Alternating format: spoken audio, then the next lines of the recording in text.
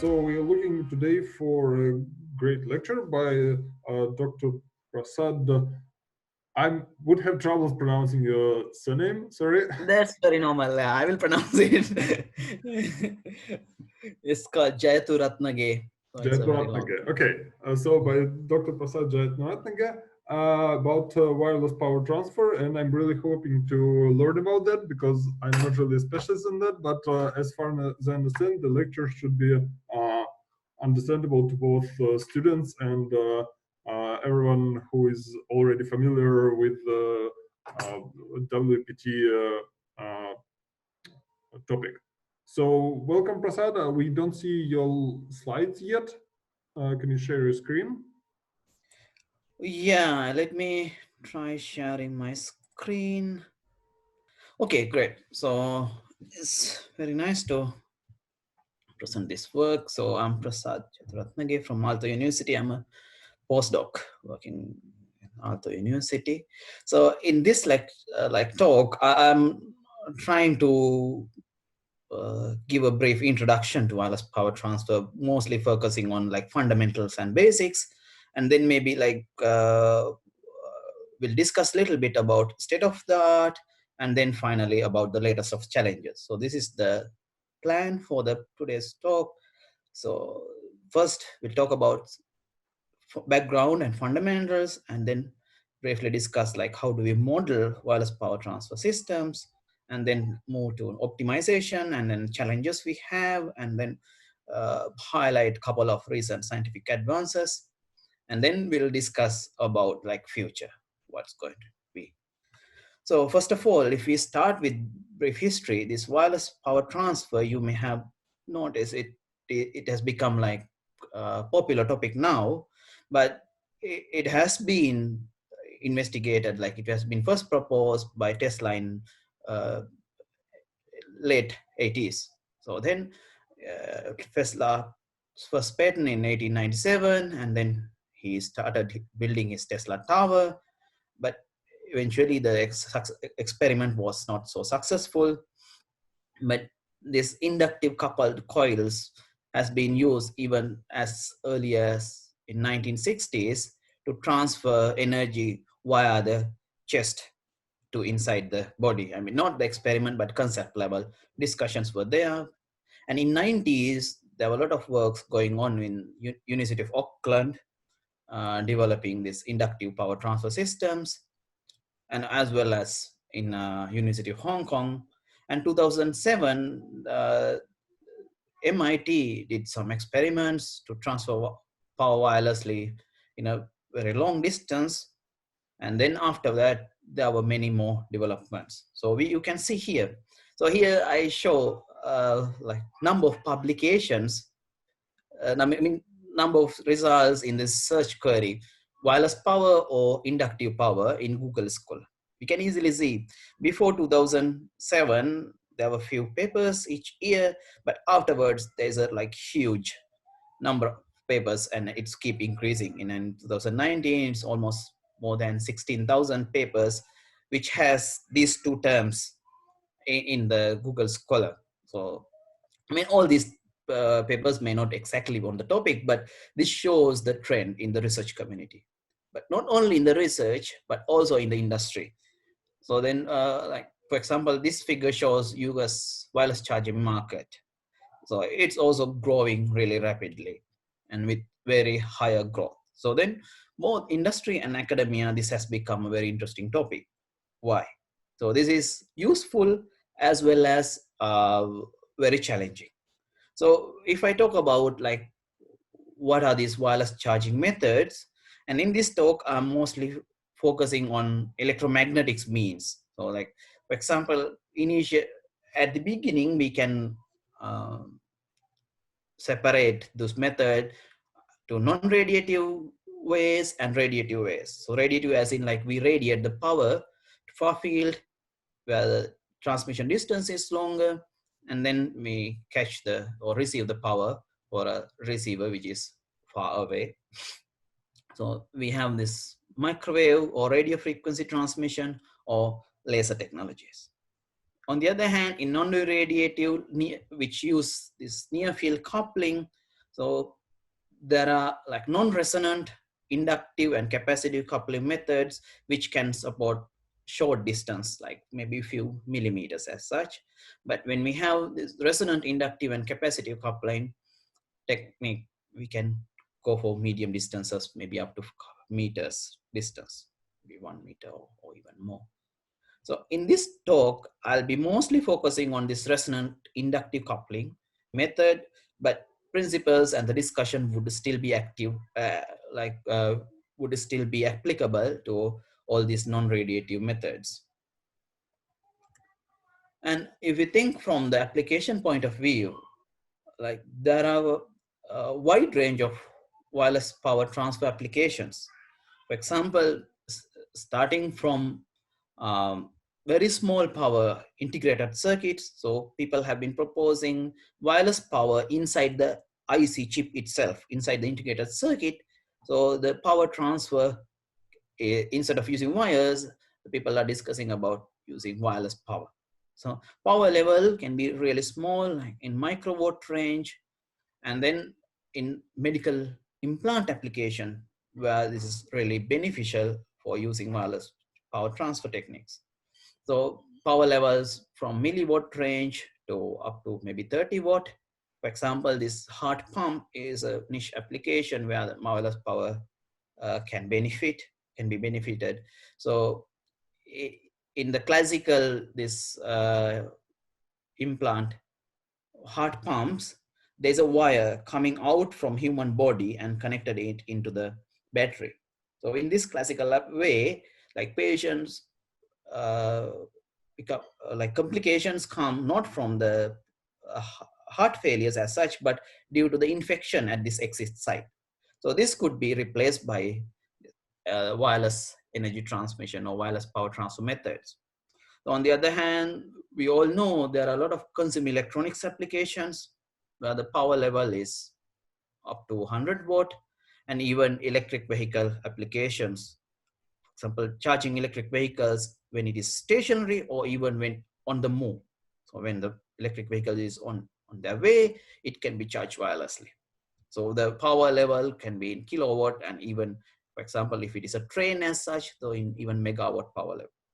So you can see here, like applications ranges from microwatt power all the way, can even be several hundreds of kilowatt or even megawatt.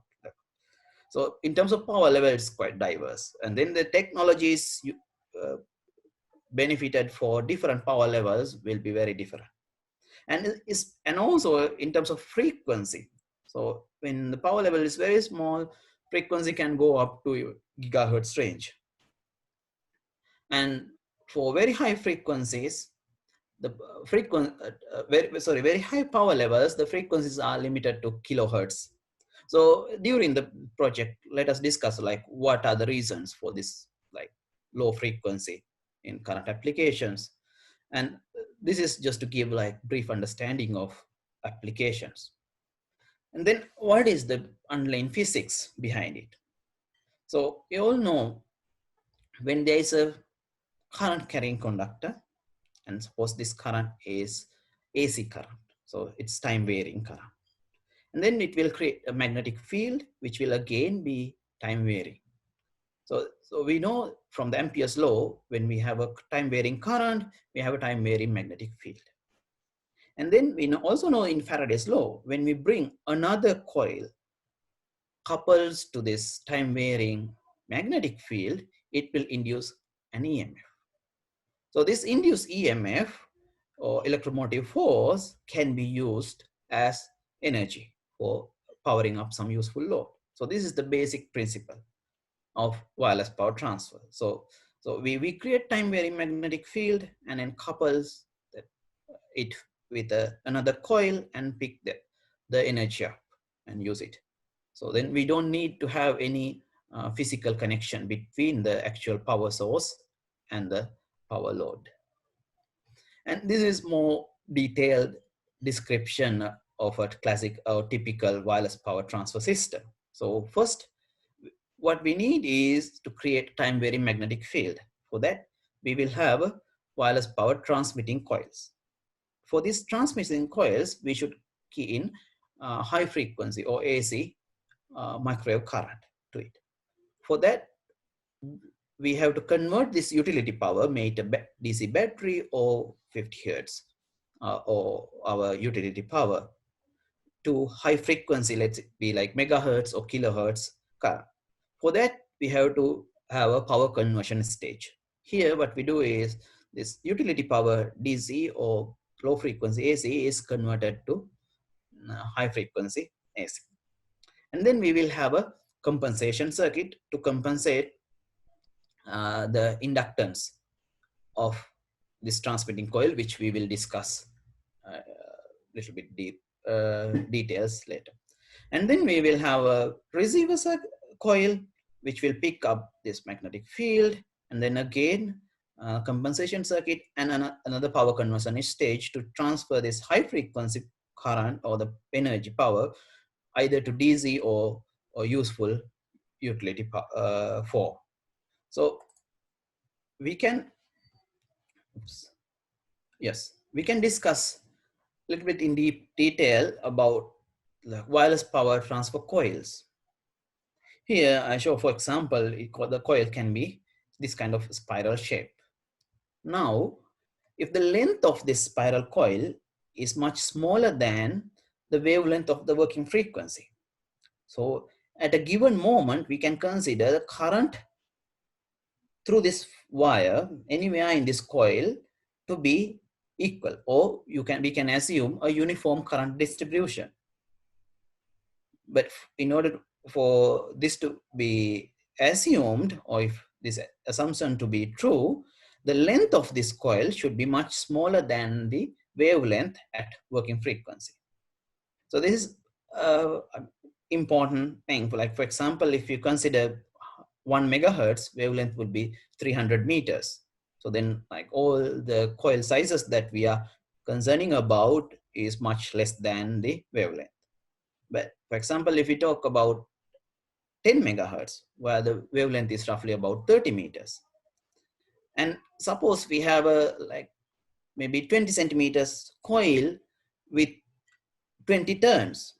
Although the size of that coil is 20 centimeter, length of the coil with many turns, like 20 number of turns, then this assumption may not be true. So we have to be careful.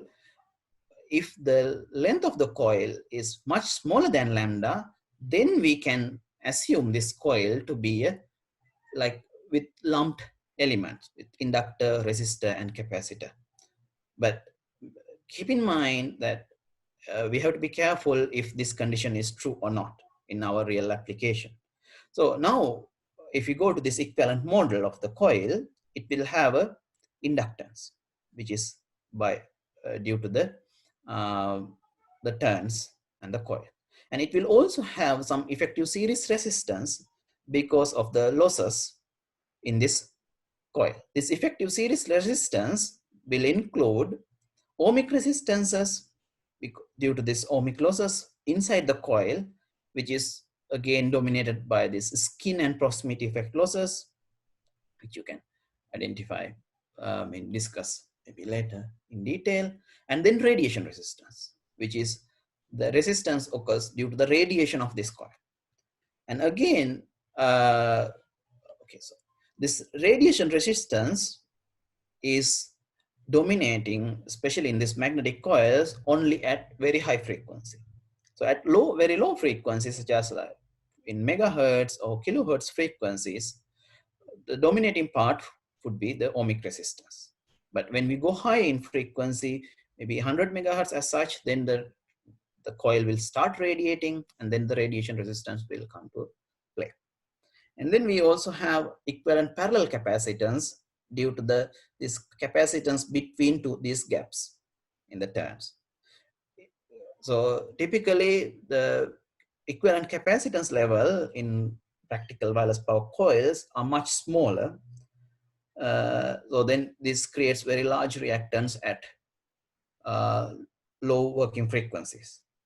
So then we usually ignore this capacitance, but If our working frequency again is substantially large, then we may have to consider this equivalent capacitance. And there are some proposals or like approaches just to use this resonance, because we have an inductor and we have a capacitor. This will create a resonance at certain frequency.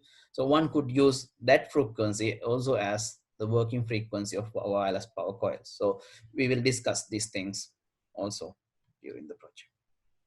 And then this term mutual inductance is something you need to understand when we are dealing with wireless power, inductively coupled wireless power systems. So suppose we have a coil 1 with I1 current in high frequency current, which will create magnetic field, let's say B1. Then part of this magnetic flux, and then we bring a second coil, coil 2, into a close proximity. So then a portion of this magnetic flux created by coil 1 will go through coil 2. Let's say that that flux is 5 to 1. So flux through coil 2 due to the excitation in coil 1. So then from Faraday's law, we can define the induced EMF, electromotive force in the secondary coil, is the rate of change in the rate of change of phi. So d phi by d2, and negative sign is coming from the Lenz's law. So then phi, or magnetic flux, we can find it out through the surface integration of field going through this coil and the area B dA. So now we know induced EMF, and then this rate of change of magnetic flux in coil 2 is proportional to the rate of change in current current in coil 1, I1. So d phi by dt is proportional to di by dt. And this proportionality constant is defined as mutual inductance. So basically mutual inductance can be as magnetic flux going through the secondary coil divided by the current in coil 1, or else we can expand it using the integration formula. So basically mutual inductance defines how much of flux generated by coil 1 goes through the coil 2. So once we know this information, so we can now define equivalent circuit model for our wireless power system. So first of all, so wireless power coils here I model as mutually coupled inductors. So it will have an inductance of L1, resistance of R1 for the transmitting coil, and then resistance and inductance and resistance L2 and R2 for the receiving coil, and they will have a mutual inductance M. Okay, this is the modeling part of the coil, but keep in mind this is like very simplified model with a lot of assumptions, so which I discussed previously. And then power source can be modeled as a AC source with the voltage value and an internal impedance ZS. And the load included with this power conversion stage is modeled as a complex impedance ZL. And then here in this equivalent circuit, I use a simple series compensation, where this compensation capacitor is in series with L1, and compensation capacitor C2 in the receiver side is also in series with L2. So this is called series tuned or series wireless power system. But instead of series capacitor, you may have a parallel capacitor, or instead of a single capacitor, you can have multiple capacitors and inductors. So then there are a lot of options there. So here, each box in this equivalent circuit can be a different system. So for example, for power conversion, there can be many different ways of generating this power from DC, for example, to AC. So this can be a like different subfield itself. And designing wireless power coil is again a different subfield. And determination of compensation capacitor can again be a different study point. So let's try to go through different steps and try to understand the functionality and behavior of different blocks. And okay, I forgot in here, for example, from now we want to convert high frequency RF energy to DC power. So here there are a lot of ways to implement rectifiers. So then this part will again be another study point. So now let us try to study a little bit more about this equivalent circuit to understand the principles. So now this is the same circuit, but I present it as a two-port network model or two-port model. So then the source with the internal impedance ZS is connected to our port 1, and then port 1, inside the port 1 we have the capacitors and inductive coupled coils, and the load is again connected to port 2. In practice, in most practical realizations, the source impedance is purely real. So usually we have like 50 ohm, 1 ohm source resistance. So then I represent mostly this CS only have a resistive part. Similarly, when we have a DC load, it can also represent by a purely real, only using a resistance, which means ZL will also be just R value or resistance value RL. So now we can see this two-port network from port 1. Then you will see an input impedance here as Cin, which will have a real part as well as some imaginary part, Rin and Xin, depending on the impedances you generate here. And similarly, from the Z out with Thevenin equivalent source, we can model the whole circuit here with output impedance Z out equals R out plus another J. Now, if you want to match the impedance at port 1, now we will have only RS here. So in order to match the impedance here, the RS should be, Rin should be equal to RS or the source impedance here. And then we discussed like reactance of the source is 0. So then reactance of the input impedance should also be 0, which means this whole circuit should be in resonance to match the impedance of the real impedance of the source. And then similarly in the port 2, we can match the load value to output resistance here. But keep in mind, this impedance matching at port 2 is not always possible in practical situation because the value of load RL is determined by the application. For example, if you want to charge a battery, then the impedance of this battery or equivalent impedance of this battery charging circuit will be determined by the voltage level and how much power this battery needs. So then we don't have much control over this load resistance in practical situations. But initially, for the modeling purposes, we will look closely what we can do here. So now suppose we match port 1 so that we can represent this whole network here with the input resistance, because here I assume the circuit is at resonance, so there will not be any reactance part. So then if we want to get the maximum power out of the source, so for the under the match condition, Rin or input resistance will be equal to Rs. So that maximum power will be extracted from the source.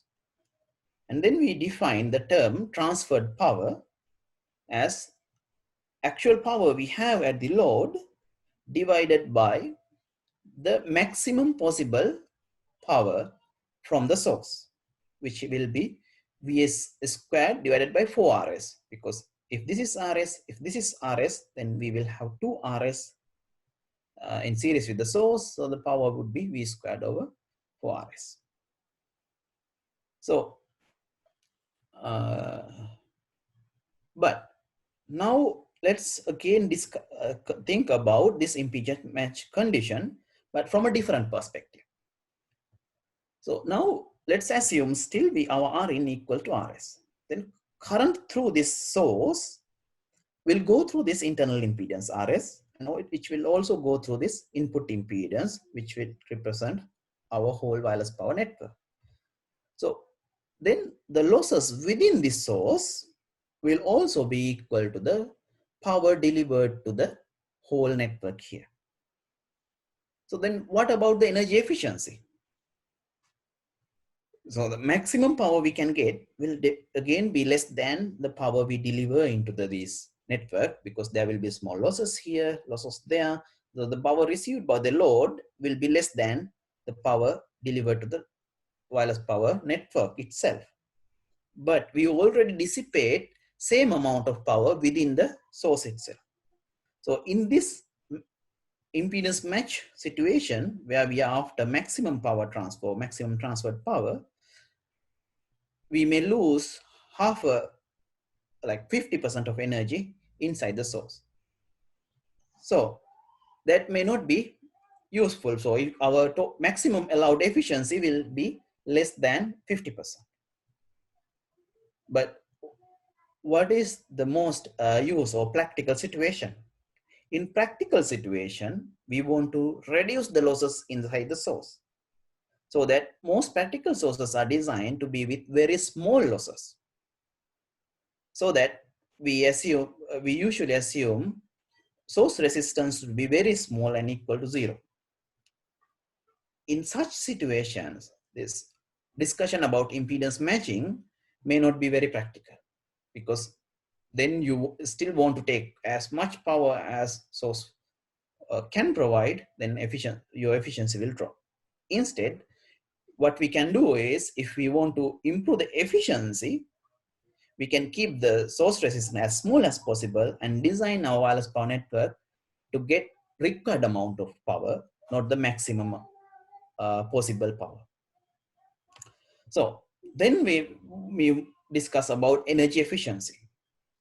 So keep in mind, because I want to discuss this power transfer issue a little bit extensively, when you want to read literature, you may see like people are using these terms interchangeably, like, because this power transferred power can also be termed as the transfer efficiency in some cases, but then I think you should not be confused with this term. Then when it comes to energy efficiency of complete network or complete wireless power system, we have 3 parts. First, efficiency of the wireless link, which is usually termed as power transfer efficiency. This means like the efficiency in this system. So there will be some losses in this coil, losses will be there in the receiver coil, then efficiency of this network, like transmitter coil to the receiver coil, will be determined by those parameters. And next is the efficiency of the power converter, so which is decided also termed by AC source. So then there will be losses in AC source that will also contribute to the efficiency. And then the power converters at the receiver end, because here we represent everything, the load, as just simple impedance, but inside this there will be some losses due to this power conversion circuits. So therefore, like, efficiency calculation in wireless power system is rather complex. So if we want to discuss about the efficiency of the complete system, you should also discuss about the efficiencies this source and also rectifier or the charger at the receiver end. But here, for simplicity, let us discuss about the power transfer efficiency, which is the efficiency of the wireless link. For example, here I calculate efficiency for a test system with respect to the frequency and at different coupling values. Different coupling means like different mutual inductance values. When our mutual inductance is very small, like only 1% is coupled with the receiver, so our maximum possible efficiency is very small. So this small coupling means that your power receiver is far away from your transmitter. So when the transmit receiver is far away from the transmitter, obviously we cannot transfer power efficiently because it's not well coupled. But when the efficiency is, when the coupling is higher, for example, 10%, 0.1, 20%, 0.2, then we can have reasonably high efficiencies. Here, note that the maximum efficiency of wireless link, I repeat, this power transfer efficiency is maximized at the resonance frequency. Here, x-axis is the working frequency normalized to the resonance frequency of the network. So that's why we always talk about working at resonance. So now, if you want to discuss a little bit deeper, how we can improve this efficiency. So this is the formula for maximum efficiency. So here we assume everything else is optimized other than your coils, which means to say like your load is, value of the load impedance is optimal for the maximum efficiency, and then source losses are not considered. So now we are talking only about the efficiency of wireless link. So here we can see maximum efficiency is a function of quality factor of transmit and receiver coil and coupling coefficient, which is defined by mutual inductance divided by square root of transmitter inductance and receiver inductance. So this is like normalized value of mutual inductance is coupling coefficient. So in order to have maximum efficiency, we want to improve coupling and quality factor. So for example, this figure shows efficiency with this figure of merit, k times square root of quality factor of transmitter times quality factor of receiver. So this gives you an idea about maximum possible efficiencies. Like for example, efficiency become 40% if your coupling is 0.2, which is reasonably high, but your quality factor of your coils are small. Or if even if your quality factor is higher, if coupling is 0.02, then maximum possible efficiency will again be 40%. On the other hand, you can get 90% efficiency if you have higher coupling and then quality factor, reasonably good quality factor. And even if the coupling is very small, 0.05, if your quality factor is high, you can get the reasonably good efficiency. So now, in order to get higher power transfer efficiency, we should consider about the quality factor and coupling coefficient. So quality factor is defined as reactive impedance of the coil, so 2 pi f, which is omega times L divided by resistance. So we will see about this in a while. So how we can improve this. And then coupling is again like goes down with the increase of the distance. So when the distance between transmit and receiver, here I normalize it with the diameter of the coil, increases, the coupling decreases rapidly. So coupling coefficient, okay, so now our aim here is to maximize this product, k squared q 3x times qrx. So then maximizing qtx times qrx, first let us consider about k. Coupling coefficient depends on the coil geometry and the distance. So for example, let's say we want to transfer power in 0.5 meter distance. And then if we can have a like coil to be large as 1 meter, and then this 0.5 meter is not a big distance compared to the coil side. So then in that way, we can increase coupling. But we will not always be able to do it because physical size is constrained by the available space in particular application. For example, if it is a mobile phone charging, your receiver should fit into the phone. So then there has to be like new coil design to achieve a higher coupling. And then how about quality factor? So then for quality factor, we want to increase this ratio.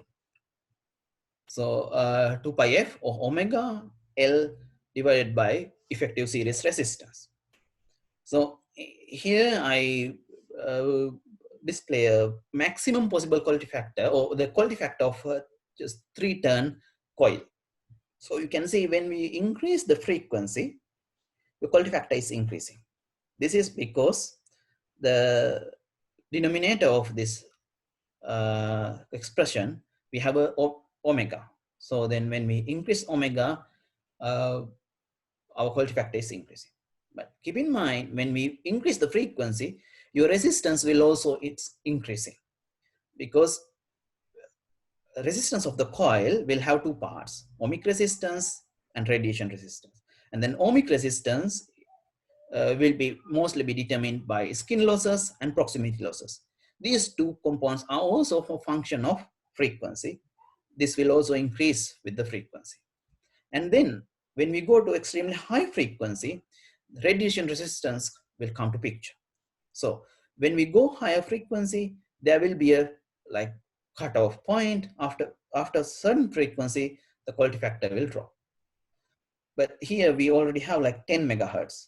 This particular coil configuration start to drop after, for example, about 20 megahertz.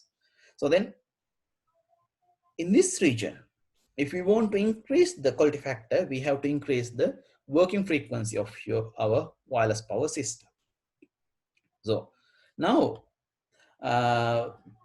if we discuss about some wireless power coil designs available in the literature, so there are like different kind of wireless power coils. I'm not going into detail about each design, like for example, these 3D models to give coupling in like omnidirectional way, and also like this kind of coil design to decrease the losses,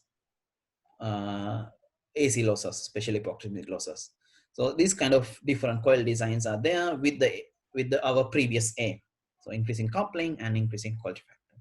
And also at lower frequencies, we can use coils with some magnetic ferrite materials so that we can shape the magnetic field and the coupling can be increased. So this is just to give an idea about like available coil shapes. Like for example, here, this type of coil is called DD coil, where this transmitting coil or single coil is composed of two loops as a D coil. And there are like different coil designs like DDQ coil and then circular pads. You can look at those in detail if you want to study further. So now we want to make a high frequency power source. So let us go a little bit deeper, or like kind of implementation of this power source. What are the possible ways of implementing this high frequency power source? So we talk about wireless power coils and the requirements, and then we understand that we want to work at higher frequencies in megahertz range, maybe 5, 10, or up to 10 megahertz in the previous example. So how can we generate this high frequency energy, or do we have any challenge there? So this is one such high frequency power source configuration, which is called full bridge inverter.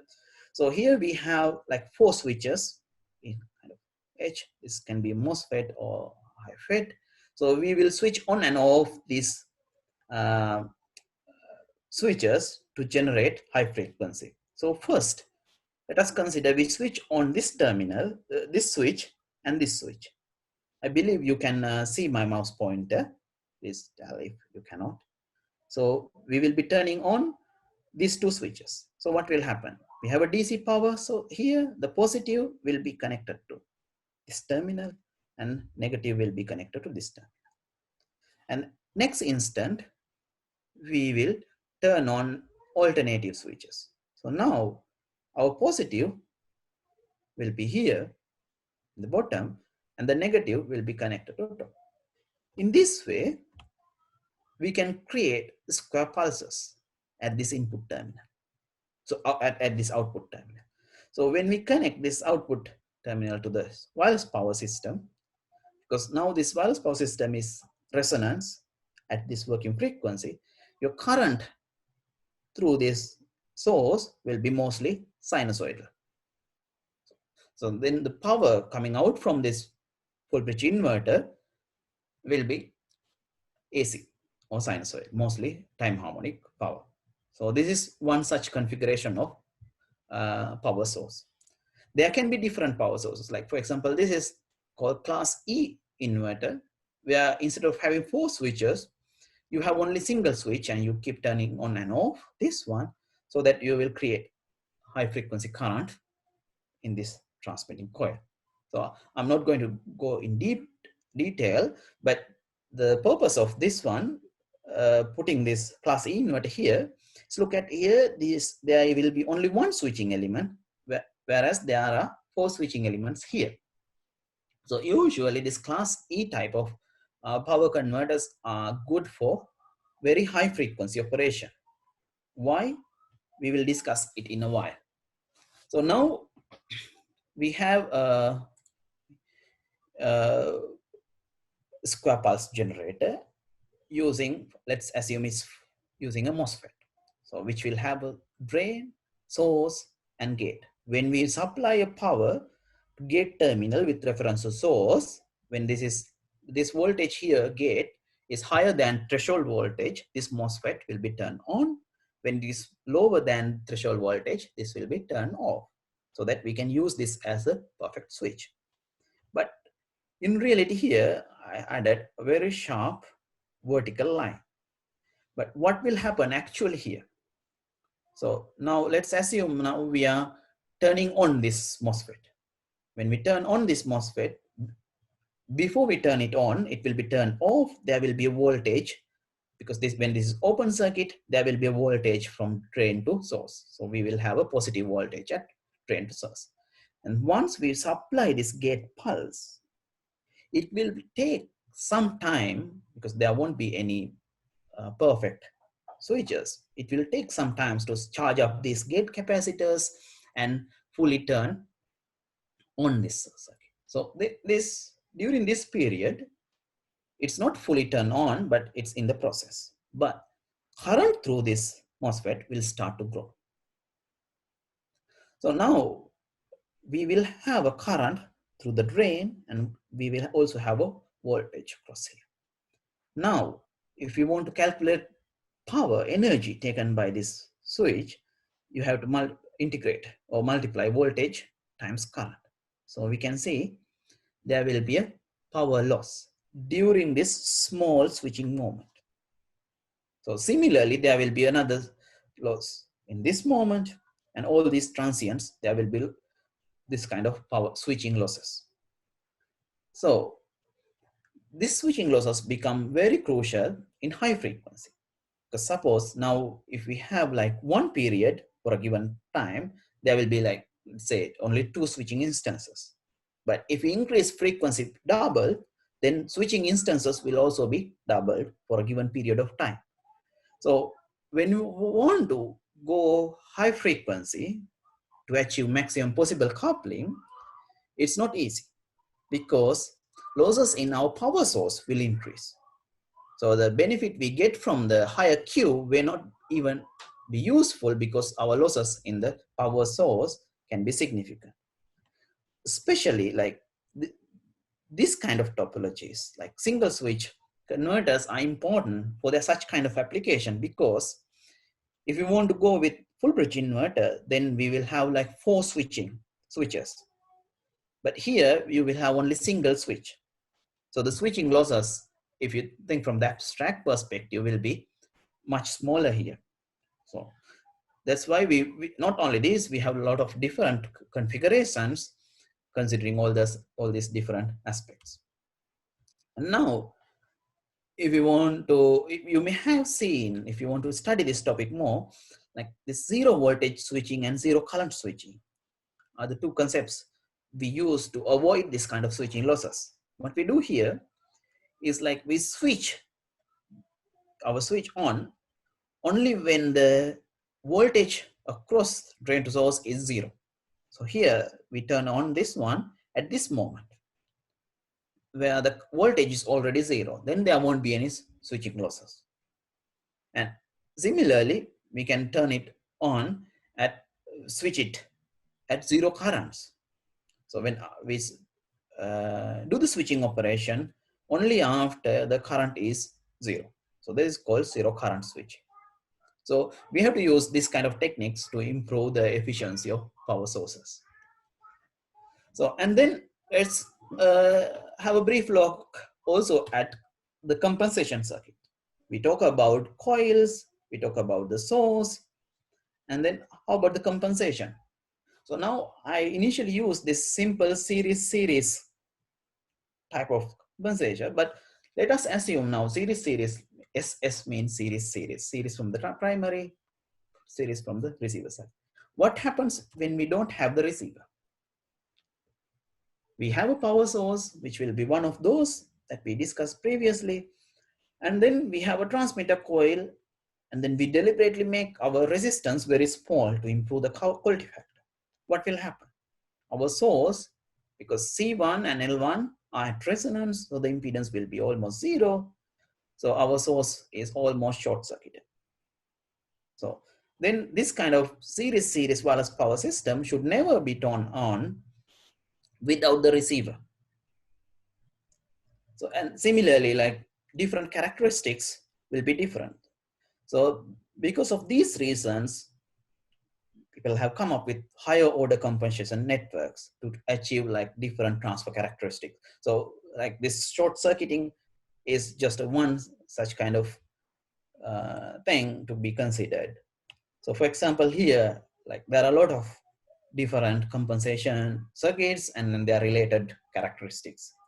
So for example, here like 2 inductors and 1 capacitor just to replace this single capacitor. And then there are many more ways of doing it. And next, I will talk a little bit about the frequency characteristics of transferred power. So when we try to change working frequency and coupling coefficients put together and try to observe what's happening with the transferred power, it gives this kind of characteristics, where in certain region, we have like 2 peaks. It will be clear like this. So this same 3D figure in 2D. So at different coupling, so you will, if your coupling is higher than certain value, you will get 2 peaks in the transferred power curve. And this at one particular coupling value, after one particular coupling value, if coupling is smaller than that, you will have only a single peak. So then this particular coupling value is called critical coupling. And the region where we have like 2 peaks are called overcoupled region. Now, if we want to get higher transferred power at different coupling instances, different coupling means different distances. So one can change your working frequency to track these peaks, either lower frequency or higher frequency. So one can tune the frequency to track the maximum power point in the overcoupled region. So the reason I bring up this discussion is because now I want to discuss about like some specific scientific advancement in the literature. So by keeping this discussion in mind, let's move to discussion about wireless power transfer circuit is as a PT-symmetric system. Here, there's a recent discussion, like for example, in 2011, there's one paper which discussed this PT symmetry in a coupled inductive coils, where your source is replaced with a negative resistor. And then your wireless power network is a positive resistor. You will have a gain element and a loss element. So, and then when we consider about PT symmetric situation, when we reverse the space and time, we will get the same system. So then in this kind of situation, you can get the Roberts operation, which we can see in a while. But here in this 2011 paper, and also in recently, this is the very similar concept is applied to wireless power systems as well.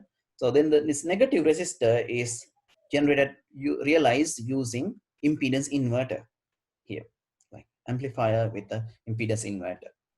So that the circuit will self-resonate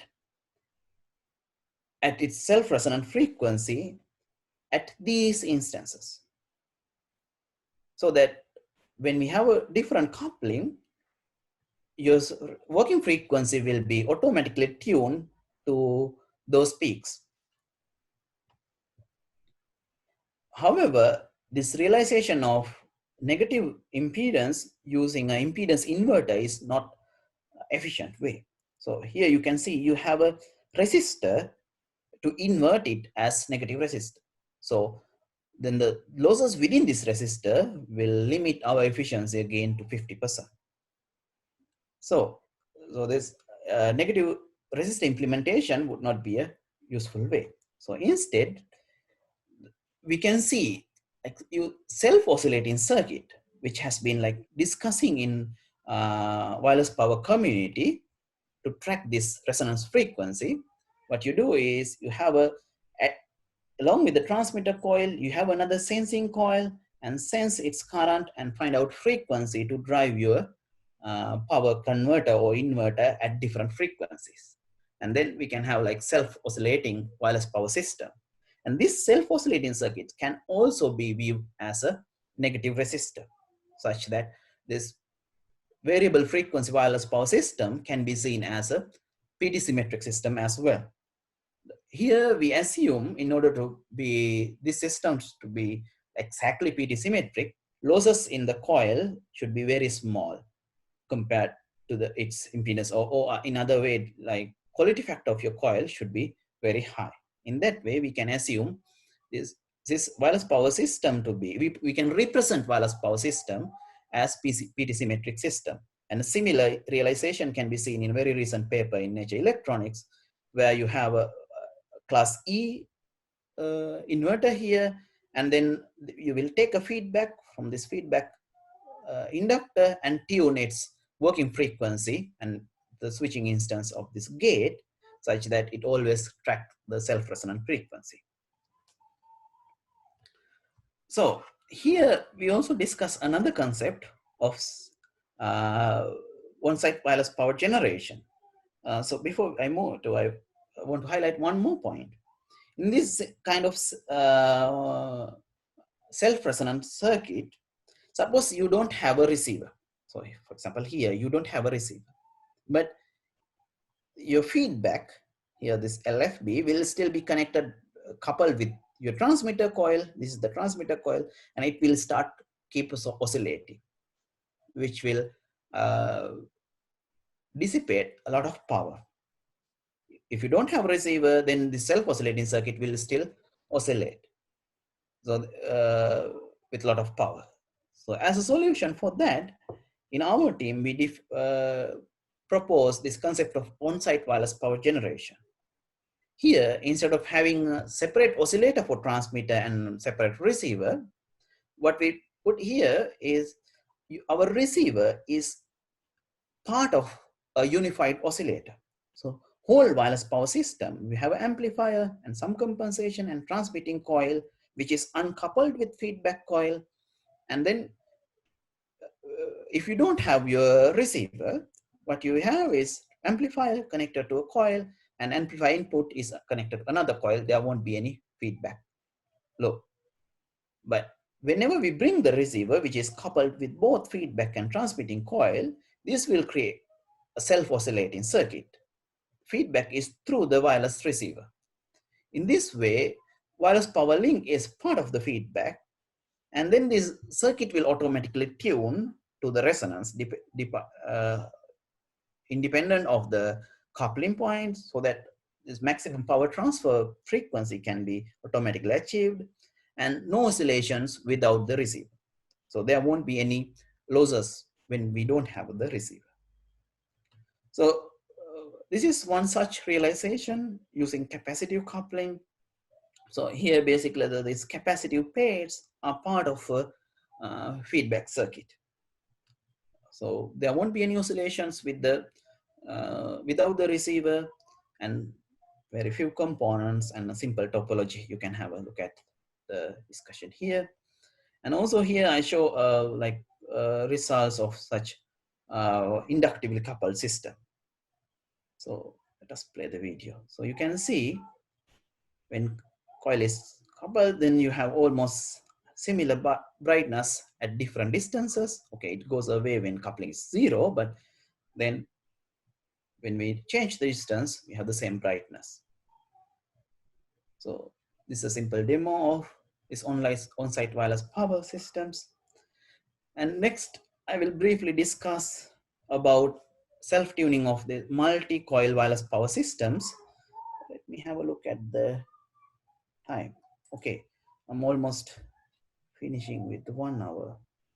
Okay, so here probably I will not go through in details, but here what we have here is when the receiver is moved along this transmitter coil, the power by each different transmitters are automatically change.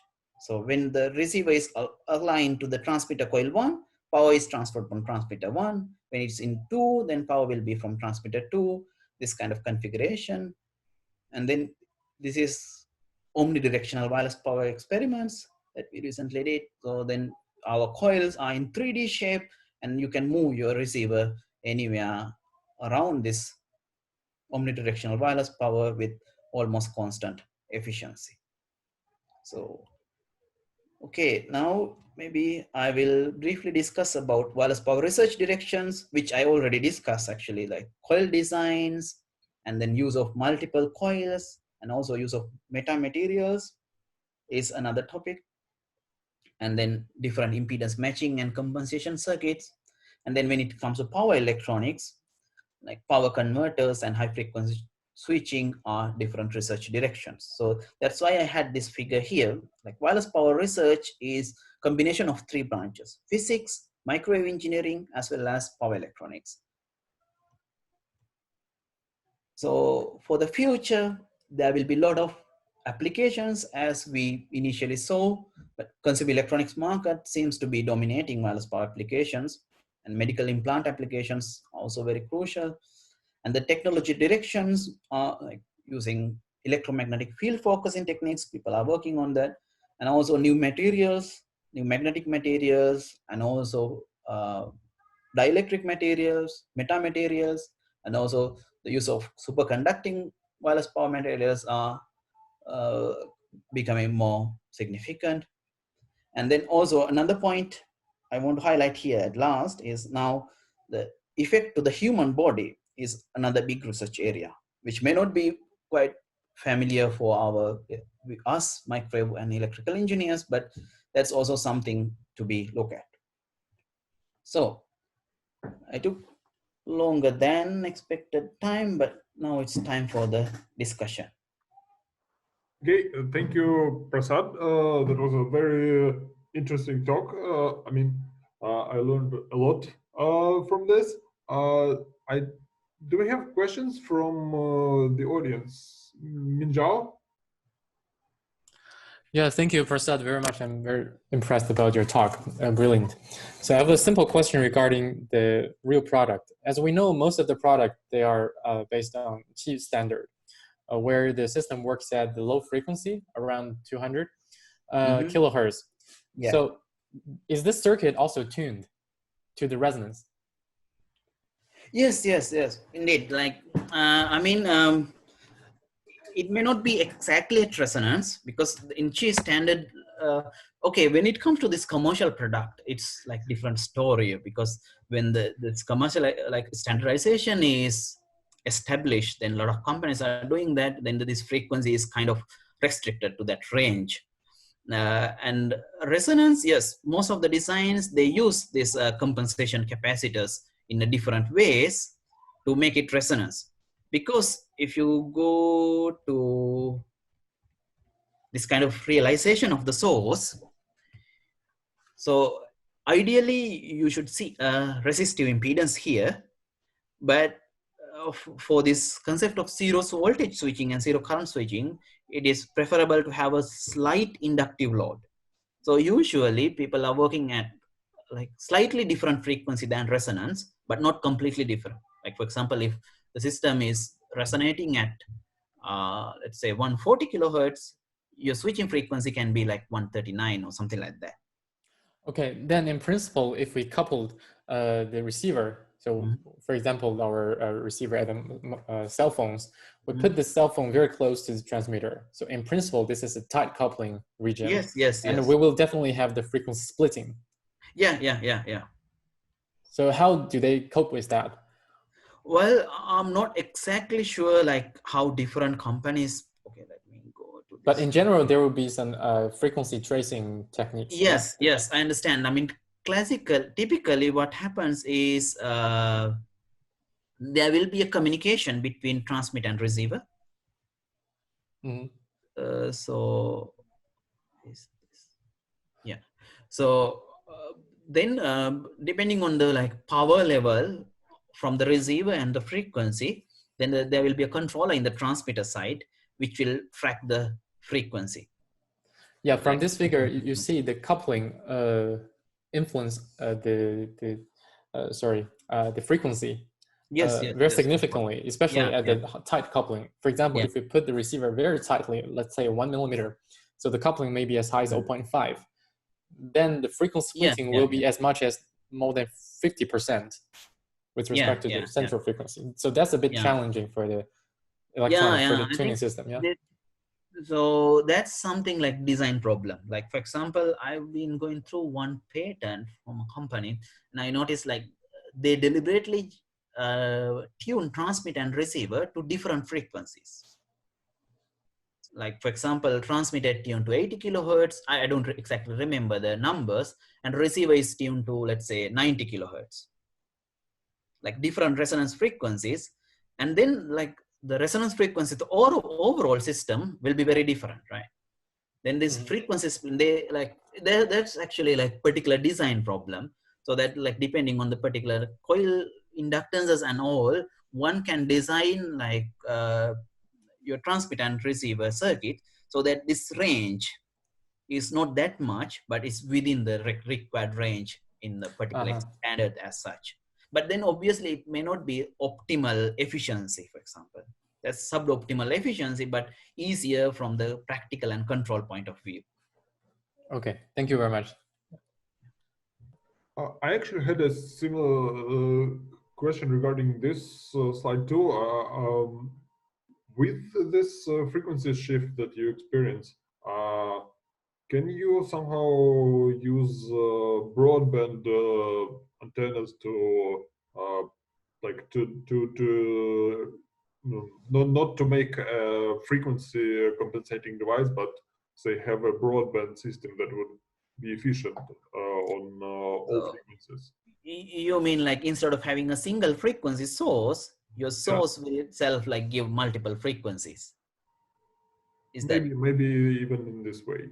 Yeah, I mean, because like now we have to think this broadband from a different perspective from the antenna. Because now what we want to see, like if you take, for example, purple curve, so it's higher at this frequency, but if the frequency is slightly different, it will not transfer. So then in a way, in a like abstract way, what you say is correct. So instead of having a single frequency in your source will have like all these frequencies. Then one of the tone or one of the frequency will be picked up by these different curves or at different coupling. But then the problem is like, how do you generate this kind of system using a complex power electronic circuit, and also minimize the losses in such circuit? But as far as I understand, if you generate, say, pulsed voltage, then you would have a lot of harmonics in there, which would have but those harmonics will be like first, third. I mean, this is square pulse will have a like frequency at this frequency and third frequency.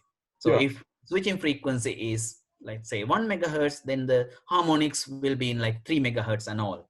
But now we are talking about like frequencies close to the switching frequency. Here, frequency coupling, like here, it is still like, let's say if this is 1 megahertz, this will be like 900 kilohertz, not as high as 3 times.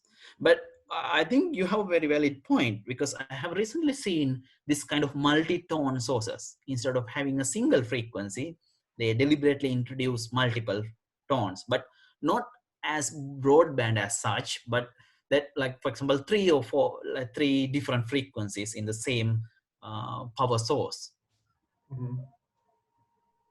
Yeah. This splitting of frequencies is characteristic for high Q circuits. Yes. Yeah. If you sacrifice Q and use low Q circuits, then you definitely damage the power transfer efficiency. However, Exactly. however, you gain the robustness in frequencies. So you Yeah. don't. Yeah. So, is there a certain optimum between these two? Yeah, I agree, something. Yeah. So it's like what you really need. If you can sacrifice efficiency and then reduce the quality factor, and then this critical coupling point, or like coupling at which frequency splitting starts, can be very large. Mm-hmm. So that frequency splitting may not be there. But again, then as you correctly said, you have to sacrifice the efficiency. Of course. So there is a certain optimum between these two requirements. Correct? Yes, yes, I agree on something. Yeah.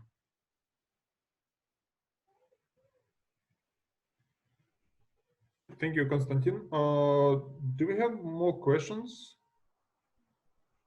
Pavel? Hello, do you hear me? Yep. Okay, Prasad, thank you Hi, for your Pavel. talk. Please open slide number 12. 12, okay, it's close. Yes. Well, thank you. And my question about efficiency on the receiver side, because total is many factor, and I'm interested about receive path, and where we see that impedance matching at port 2, load matching if RL equal R out. But in practice, load very often is rectifier with DC-DC converter, and with equation is not always possible. And from general theory, we know that with equation, it's a simple impedance matching when that load equal that generation.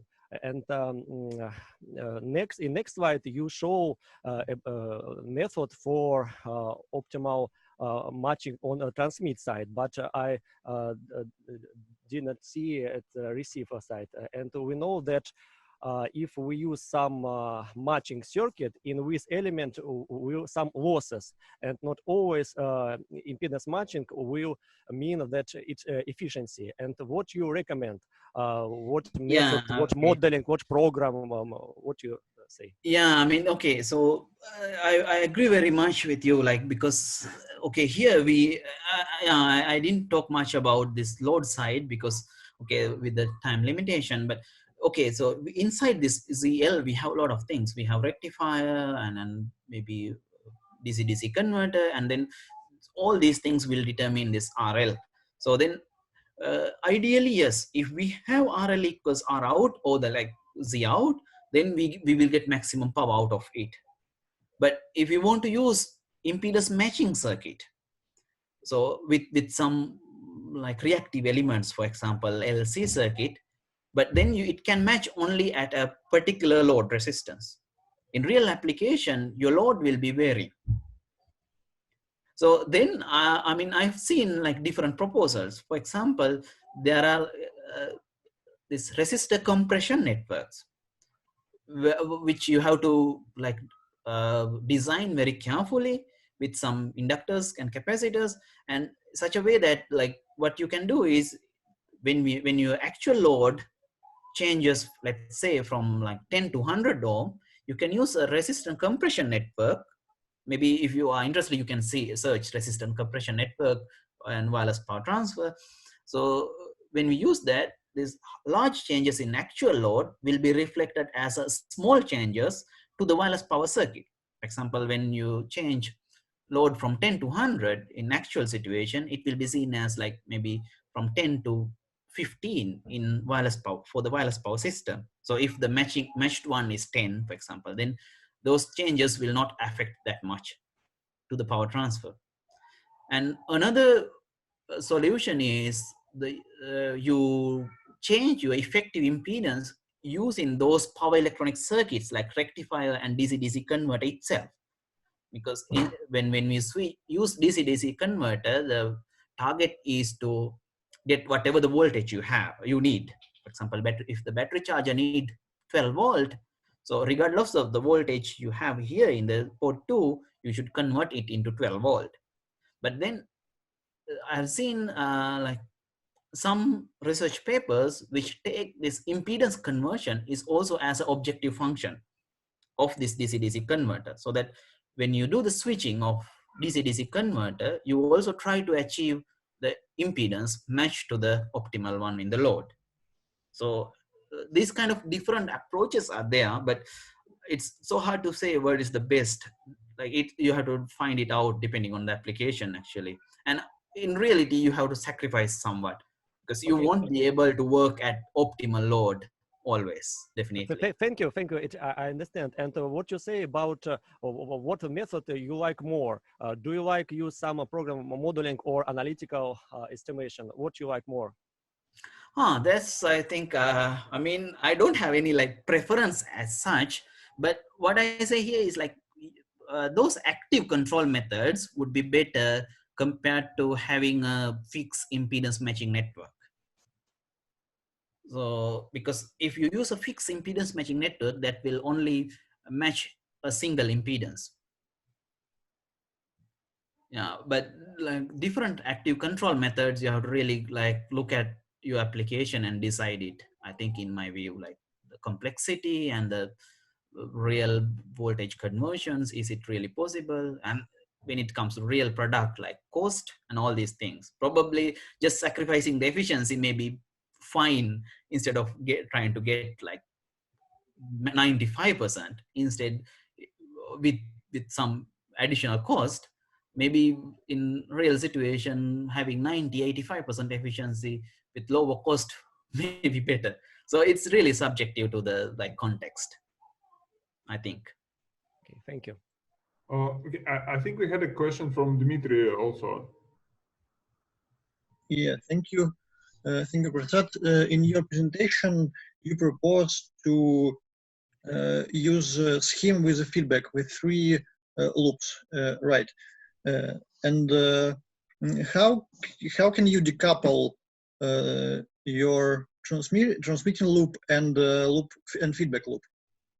Okay, so that's again a design problem. Like, for example, a very simple method would be to have coils to be overlapped.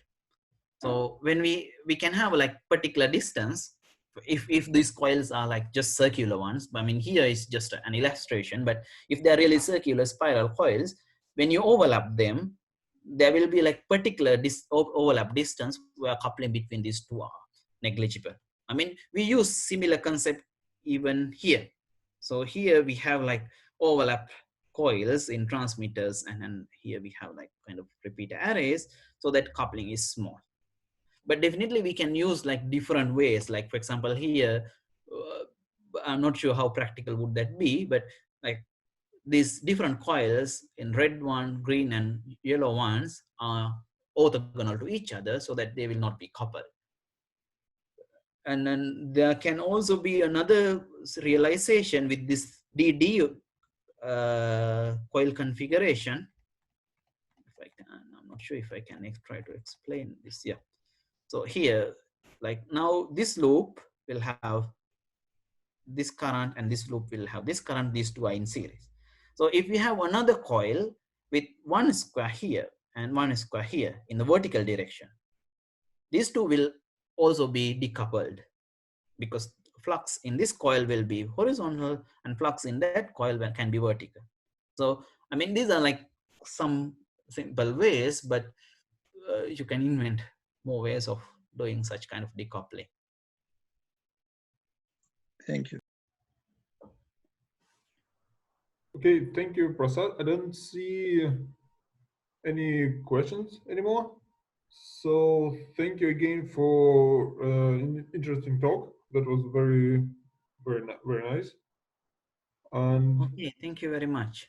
If you have any question, any of the audience, you can write to me. So my email would be prasad.jayathurathnage you better not try to pronounce it, and at aalto.fi. So if you send any question, like for example, asking for different references, I can help with that. Okay, I think I also have your email, so if anyone wants it, I probably can pass it on to them, right? Yeah, yeah. Yeah, okay, great. Thank you all Great. for coming. Yeah. Thank you. Bye.